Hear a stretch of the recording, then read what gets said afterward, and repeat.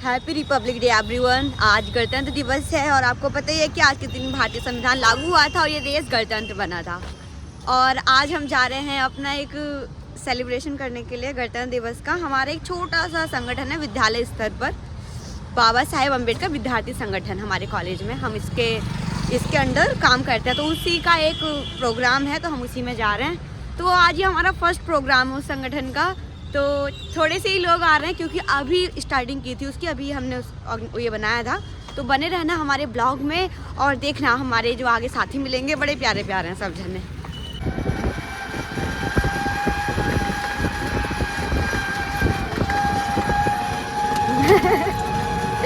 आज इतनी ठंड है, मतलब एक हफ्ते से इतनी धूप निकल रही थी सब कुछ, और आज जब रिपब्लिक डे है तो इतनी ठंड हो गई, बहुत ठंड है। हमने सोचा था कि वाइट कलर की शर्ट पहन के आएंगे, लो पहन लो शर्ट। मेरी मम्मी आने वाली थी पर मेरी मम्मी आई नहीं क्योंकि ठंड बहुत ज़्यादा है। एक हफ्ते से इतना अच्छा मौसम हो रहा था, बहुत प्यारा, पर क्या करें मौसम की मार, इसलिए मेरी सहेली भी नहीं आ पाई और मम्मी भी नहीं आ पाई, मैं अकेली आई हूँ। पास में ही है बस आगे। मुझे ऐसा लग रहा है कि हम लेट हो गए क्योंकि 9 बजे का टाइम था और 10 बज गए हैं, और मुझे लग रहा है कि हम लेट हो गए। वहाँ पे सब लोग आ गए होंगे, आई होप ना आए हों पर देखते हैं आगे चल के। हम सच में लेट हो गए हैं और हम आए हैं आगे चल रहे हैं।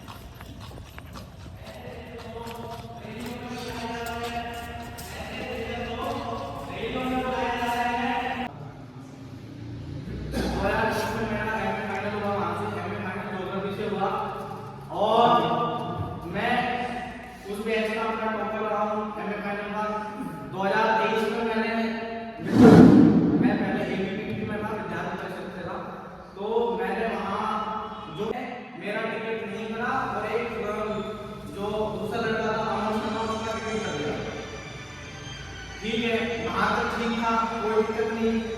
लेकिन बाद में उनके द्वारा मुझे कुछ ऐसा कहा गया कि मैंने संगठन छोड़ने का निर्णय किया। अब उनके द्वारा मुझे क्या कहा गया, वो उनके द्वारा कहा गया कि हम ऐसी वालों को अपना देश के रूप में नहीं देख सकते और हम नहीं चाहते कि कोई हमारा नेतृत्व करे। कक्षा के बाहर रहता था, उसका जो जवाब था जब मैंने पढ़ा तो आंखों से आंसू आ गए। वो जवाब ये था, ये जो बाहर लगा पानी में मटका है, मैं देख तो सकता हूँ लेकिन छू नहीं सकता, क्योंकि इसको छूने के लिए भी मेरे लिए एक आदमी है। अगर मैं वो आदमी ना हो तो मैं पूरा दिन प्यासा करूंगा और मुझे पानी नहीं मिल सकता। बड़ा होकर वो बच्चा धीरे धीरे पढ़ता रहा, अपनी जिज्ञासा को आगे बढ़ाता रहा, और आज हम उनको डॉक्टर बाबा साहेब भीमराव अम्बेडकर के नाम में जानते हैं, जो कि हमारे संविधान के संस्कार के रूप में भारतवर्ष में जाने जाते हैं। और वो विश्वविख्यात, विश्व रत्न, भारत रत्न हमारे परम पूज्य बाबा साहब हैं, जिन्होंने आज हमें इस बेबाकी से बोलने का अवसर प्रदान करा है।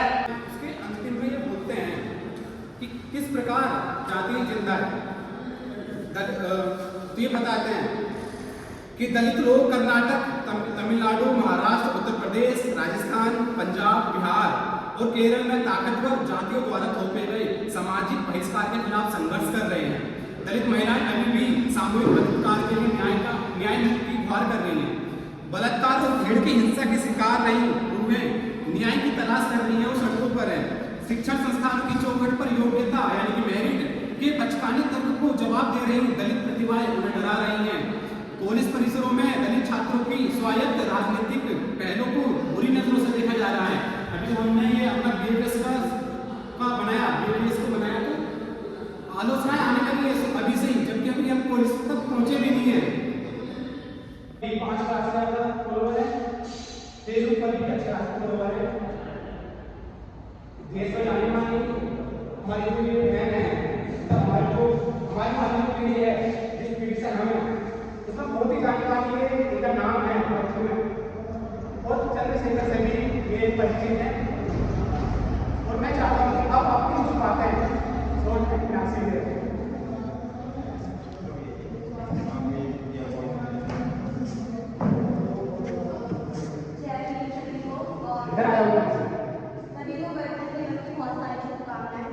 हमारे संगठन के बारे में आप सबको दोनों परिवारों में बताया गया होगा कि संगठन क्या क्या कार्य करेगा, और मुझे बात सुनकर बहुत अच्छा लगा था उस समय जब आदित्य मैंने स्टार्टिंग में रखा कि हम राजनीति को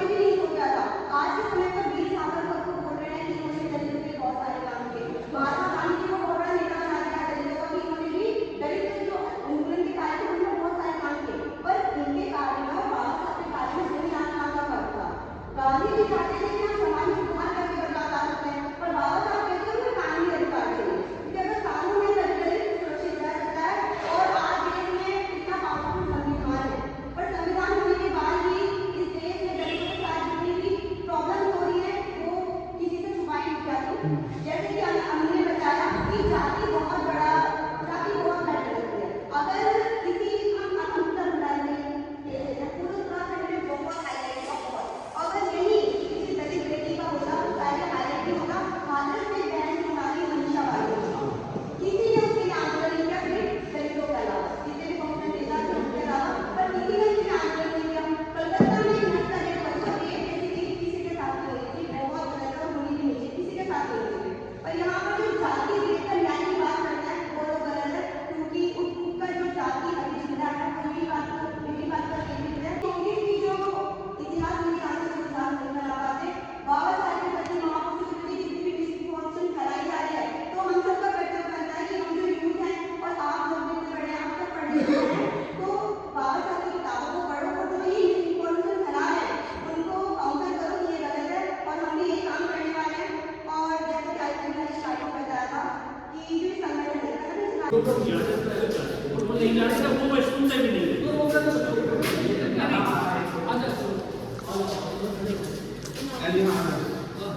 इसे थोड़ा साइड कर इसके सामने देखता हूँ कौन जाता हूँ, फोन करता हूँ, ठीक है।